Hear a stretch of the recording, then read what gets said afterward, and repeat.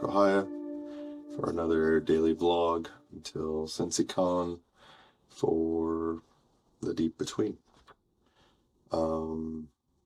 Yeah, so a little bit late recording and uploading.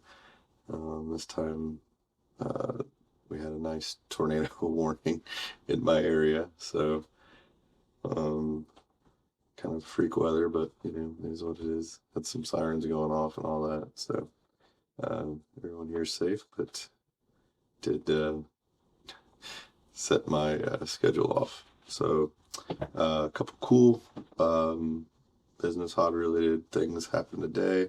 I got the second short story written and put up on Patreon.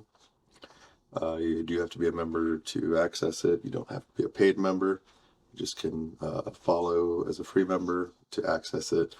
There will be a monthly short story accompanied by an illustration every month to develop the lore of the Deep Between. I chose to go the route of doing short stories and having things being subjective, just because the setting really lends itself to that. It's this kind of multiverse thing where there's not a lot of constants, and there's a lot of secrecy and deception. There's tons of like corporate espionage. There's a lot of kind of the old ancient civilization trope with different alien races and things, where I thought it would be best if, instead of doing like this big top-down grand narrative, I came in and you got segments and pieces from different characters' perspectives, and you can kind of piece together, who's from what different universe or timeline, or who's connected to who, all that kind of cool stuff. As of right now, the Heavy Breachers are test printing, so that's pretty awesome as well. I got that file earlier today from Sam, who did the original Breacher and Cricket. So I'm really excited to get those done.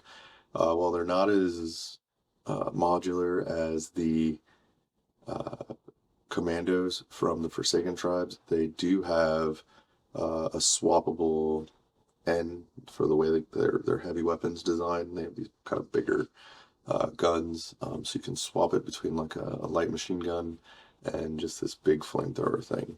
So it's really cool. Two different weapon options, and eventually there will be more poses, and you'll be able to do the same thing. Kind of swap the end of the gun. Get a little more mileage out of the models that way. And yeah, outside of that, that was really it. I guess just to put a little video out, there's been some really good growth on pretty much all the social medias except Facebook, for whatever reason. YouTube's going to be quickly knocking at 200. I think we're 180 range. Instagram's mid 400s, pushing 500. So all good things. Happy to see it. Seeing a little more interaction, people leaving comments and sharing opinions and critiques. All good. So I'm pretty excited about all that. Next week will obviously be the real test for everything.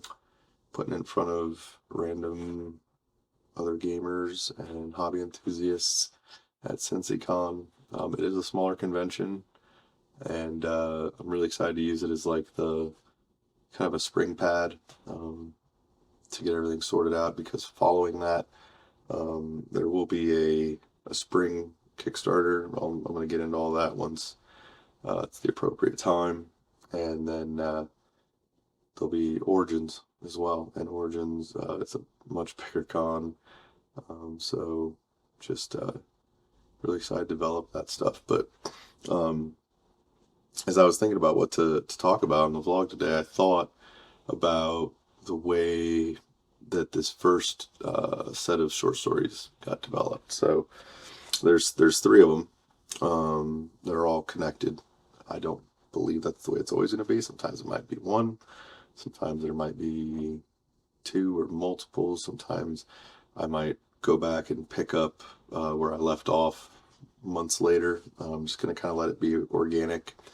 Uh, Telling this first story in and of itself was kind of funny because um, I thought I knew how it was going to start, and then I changed my mind. And by the time I changed my mind, the illustration for how it started, it became the third illustration, and the first illustration became the second and the third. And then the way the story developed for me, I already knew kind of the end a little bit, but then as I actually started writing it for the introduction, it really fleshed out how I knew I wanted it to end. Um, but then it left me kind of like empty in the middle and figuring that out. So uh, just powered through it. A lot of times that's kind of the best way to get something done. Just um, put yourself up against it and just figure it out, make it work. Um, Not that it was forced or anything like that, but I also found it was interesting because it's kind of the way we tell stories anyway, naturally, like in conversation. Uh, Rain's kind of heavy out there. I don't know if the camera will filter that out or not, but if it doesn't, I apologize. But anyway, yeah. So like if you were getting to know somebody and talking, very rarely do you start, with the monologue of, well, I was born blah blah blah at this location to these people as my parents, and then my childhood, and you don't really tell your life story or even learn things in a linear way. Um, and for me, at least, developing ideas and storytelling is much the same. It kind of hops around, and as you figure out, okay, I know how I want this thing to end, but how do I get to that ending? Or, now that I've played with this idea, I really like it. Um, how can I tie this in and use it more? Or even characters. Uh, there is some bit of continuity between things. Um, as I've said before, the name of the company is Grimdark, Ohio. Uh, I do believe that a lot of the setting and storytelling will be grimdark, but it plays a lot with pulp. A huge fan of that stuff. Just kind of campy, light, easy read sci-fi. It's just, it's just I enjoy it. Um, so I don't want to be too tropey and pulpy, but it definitely has that inspiration, along with a mix of heavier, darker elements. So um, yeah, yeah, I'm just kind of excited to develop more. I have some ideas for some of the other stories that I want to develop. I do have a black and white illustration that I did myself for the Commandos, and I'm torn on doing something with some of the pieces like that. If I'll reach out to like an artist that's a colorist and just say, hey, can you flesh this out with some color, and use those kind of like I have with um, what Joe has done. But yeah, just just kind of short and sweet. I think that was all of the excitement for the day with the hobby and the business. Yeah.